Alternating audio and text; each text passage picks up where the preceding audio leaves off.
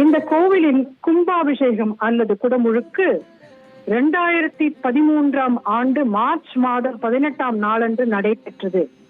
சரியாக 12 ஆண்டுகள் கழிந்து இப்பொழுது இந்த திருக்குடம் முழுக்கு நடைபெற்று கொண்டுள்ளது.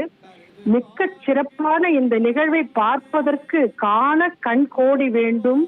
கண்காள் காண்மின்களோ கடல் நஞ்சுண்ட கண்டன் தன்னை என் தோல் வீசி நின்றாடும் பிராந்தனை கண்காள் காண்மின்களோ என்று இறைவன் கூற்று, இறைவன் அடியார் வழியாக சொல்லிய கூற்று.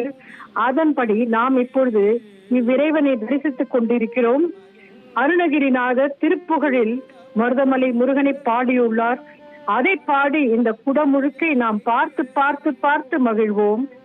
திரிபுரம் அதனை ஒரு நொடி அதனில் எரி செய்தருளிய சிவன் வாழ்வே, சினமுடை அசுரர் மனமது வெறுவ மயிலது முதுகி விடுவேனோ, பருவரை அதனை உருவிட எரியும் அருமுகமுடைய வடிவேலா, பசலையோடனையும் இளமுலை மகளை மதன் விடு பகழி தொடலாமோ, கரி திருமுகமும் இடைமுடை வயிறும் உடையவர் பிறகு வருவானே, கன தனமுடைய புறவர் அம்மகளை கருணையோடனையும் மணிமார்பா, அரவணை துயிலும் அரி திருமருக அணி செய்யும் மருதமலையோனே, அடியவர் வினையும் அமரர்கள் துயரும் அற அருள் உதவு பெருமாளே என்று அழகுற நமக்கு குறிப்பிட்டு அருளியுள்ளார் அருணகிரிநாத பெருமான். முருகன் வாழ்க.